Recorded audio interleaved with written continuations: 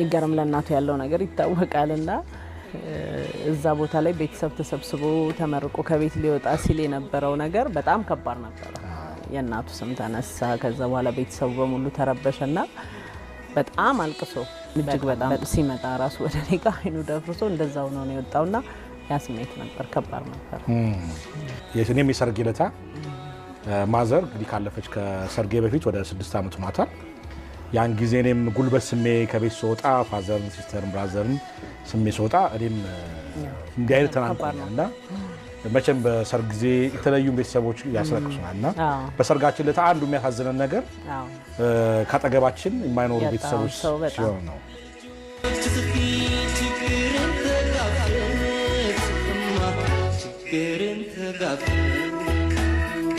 كفرشينا لسماو